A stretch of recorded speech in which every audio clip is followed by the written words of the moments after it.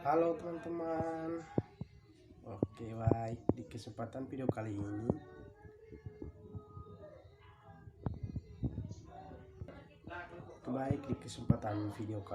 saya akan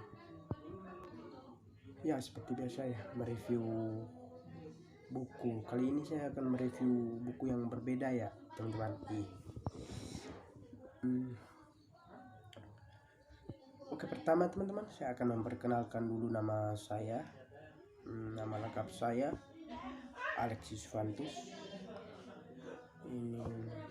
Saya mahasiswa sosiologi semester 7. Terus NIM saya 1803030094. Oke, baik. Di kesempatan video kali ini saya akan mereview buku yang berjudul Demokrasi Aneh, Keinginan, Disforia, dan Politik Tumbuh. Nah, itu judul bukunya ya teman-teman. Oke, terkait buku ini ditulis oleh Daniel D. Miller. Nah, untuk karakteristik sendiri dalam buku ini, buku ini terdiri dari 6 bab. Buku ini terdiri dari 6 bab. Baik ya teman-teman. Untuk mempersingkat waktu, mengingat dengan durasi videonya, saya akan mulai dari bab 1 ya. Ini di bab 1 itu berbicara mengenai keinginan dispori. Nah, di sini menjelaskan sebuah kerajaan atau pemerintah bagaimanapun lebih dari atau selain jumlah bagian-bagian. Dengan demikian, kerajaan selain sebagai entitas teritorial diidentifikasikan dengan anggota, tetapi juga berada dari mereka karena memiliki abstrak dan aspek abadi dalam bentuk universitas atau republik. Nah, oke, baik.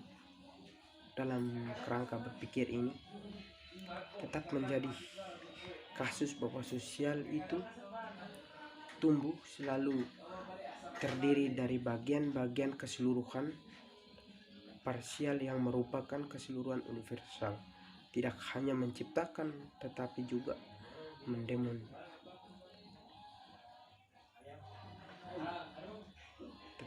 mendominasi. Nah, di sini peran individu sebagai mana dipahami dalam metafora sosial bukan nah, individu abstrak liberalisme, tetapi dipahami sebagai individu yang menentukan dalam konteks tubuh sosial. Oke, baik teman-teman. Nah, maka dari itu, bagaimanapun benar mengatakan bahwa masyarakat abad pertengahan adalah masyarakat normatif dan ketertiban, seperti yang ditulis oleh John N. Wilkes pada tahun 1907. Kesatuan dan universal dalam kebenaran esensial dari negara teritorial yang berdaulat dan menyangkalkan terhadap setiap eksteritorial dan kemerdekaan bentuk kehidupan komunal diwujudkan dalam kombinasi. Ini menjelaskan bagaimana kombinasi dalam gerejawi ya. Nah, buku ini kalau dilihat dari bab 1 itu menyangkut dengan perkembangan kerajaan dari abad ke abad. Kemudian berbicara mengenai keagamaan juga di dalam buku ini ya, lebih khusus agama Katolik. Nah, baik teman-teman, untuk bab keduanya di sini berbicara mengenai menjelajahi fasilitas demokrasi queer. Berpikir dalam istilah Robert Dahl pada tahun 1989, perbedaan antara substansi dan konsep prosedural atau kelembagaan demokrasi. Konsep demokrasi sebagai revolusi sosial ontologis jelas mewakili perubahan. Nah, meskipun demikian, dia tidak naif tentang proses demokrasi. Nah, alasan lain, kedekatan demokrasi dengan bentuk dan praktik sosial akan melemahkannya pada tingkat yang lebih konkret. Ya, teman-teman. Di sini berbicara juga mengenai imajinasi populer dicakup sebagai besar teori politik demokrasi, di mana reduksi virtual demokrasi menjadi permasalahan formal kekuasaan mayoritas diputuskan oleh pemilihan yang sangat umum untuk hampir diterima begitu saja. Nah, sebagai contoh, David Hale pada tahun 2006 menunjukkan bahwa pandangan seperti itu berjalan dari ilmuwan Plato ke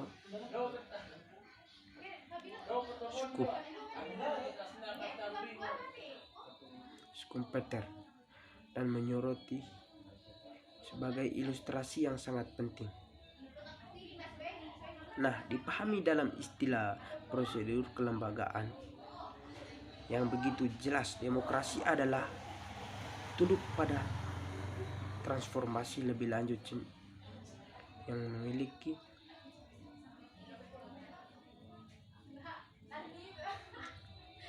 Sheldon Wolin diperiksa di bawah Republik. Oke, baik teman-teman.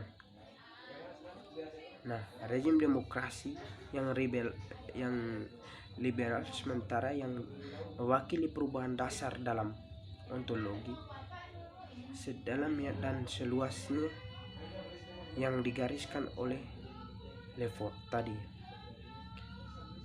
Oke, baik teman-teman.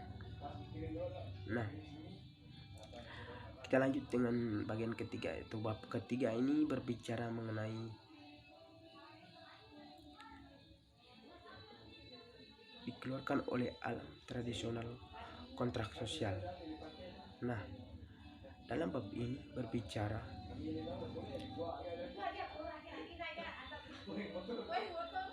memberikan pandangan atau pendapat bahwa model kontrak sosial memang janji terbesar dalam pengakuan badan sosial dan kemajuan demokrasi queer. Nah, meskipun pada akhirnya gagal mencapai potensi ini, harus dicatat bahwa awal bagaimanapun ketiga teori tidak terlepas dari universalisme manusia yang nyata. Nah, untuk menyetujui kemungkinan bahwa lingkup manusia berpartisipasi atau bahkan mampu berpartisipasi dalam kontrak atau badan sosial yang dibuatnya. Nah, oke baik teman. Untuk bab keempat di sini berbicara mengenai fantasi keaslian, populisme dan nasionalisme. Nah, mungkin teman-teman tahu bahwa populisme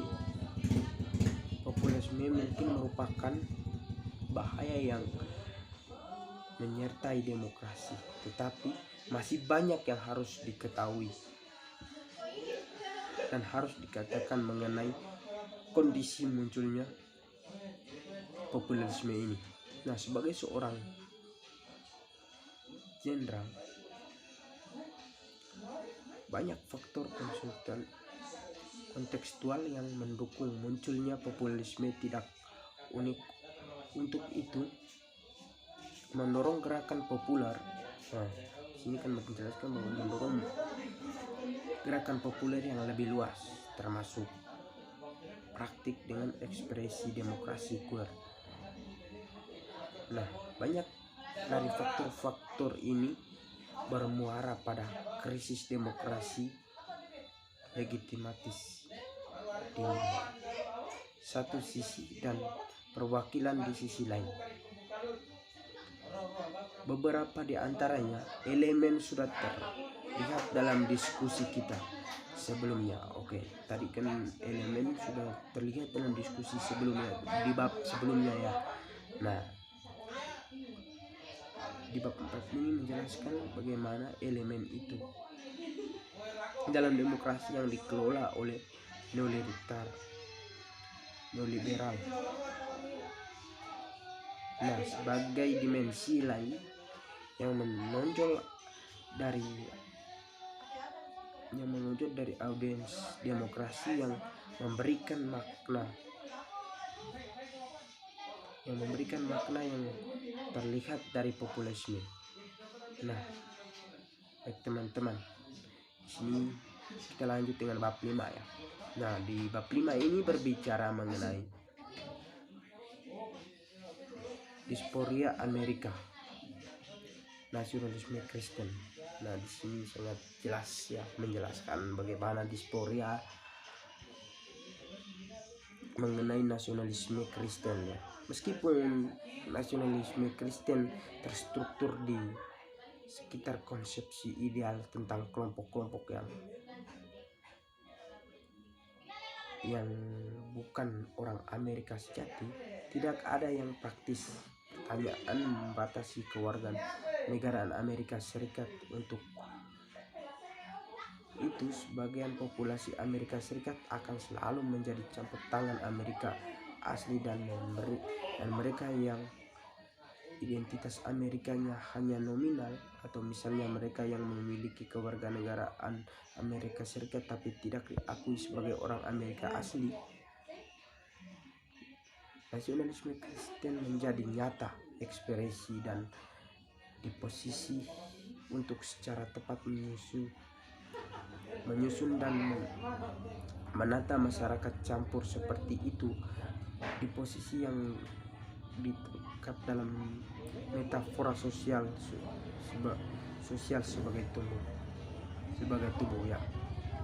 Nah, baik teman-teman, sebagaimana yang diuraikan dalam bab pertama itu ya, di bab kelima ini juga sangat berkaitan dengan bab pertama tentang metafora tadi ya. Nah, metafora sosial sebagai tumbuh secara efektif mengartikulasikan perangkat disposisi sosial dalam politik, bahkan jika tidak diungkap secara eksplisit. Meskipun kami tidak cenderung menemukan seruan diskusi eksplisit ke badan sosial nasionalisme Kristen dalam nasionalisme Kristen, maka metafora namun membuat eksplisit di posisi politik dan sosial yang diekspresikan dalam tatanan dan struktur. Nah, baik teman-teman, kita lanjut dengan bab 6. Ini bab terakhir ya. Di bab terakhir ini masih berbicara mengenai diaspora Amerika kedua, nasionalis, tetapi di sini bedanya berbicara mengenai nasionalisme kewarganegaraan ya. Nah, di sini dalam kerangka liberal ini menjelaskan tentang kritik teoris terhadap politik identitas dan ekspresi yang lebih populer. Nah, ketika kritikus liberal telah mendekatkan politik identitas selama beberapa dekade, masalah yang tampaknya mendapatkan urgensi baru pasca pemilihan presiden tahun 2018 di Amerika Serikat, setelah yang menjadi metode di banyak kalangan liberal untuk menyalahkan kekalahan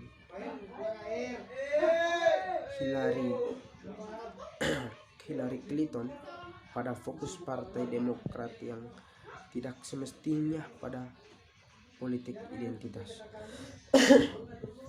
Nah, oke, baik teman-teman. Di bab terakhir ini berbicara mengenai nasionalisme kewarganegaraan Amerika ya. Nah, untuk diketahui bahwa seperti nasionalisme Kristen pada bab sebelumnya mengatakan keinginan nostalgia untuk kembali tumbuh sosial normatif morfologis yang telah tidak pernah ada.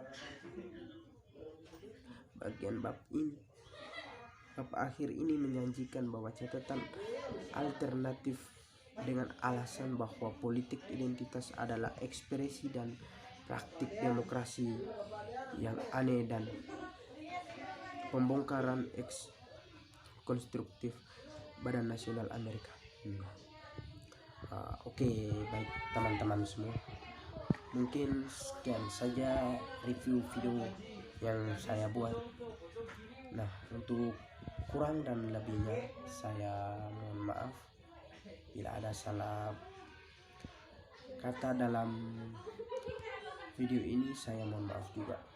Jangan lupa like dan subscribe teman-teman. Oke.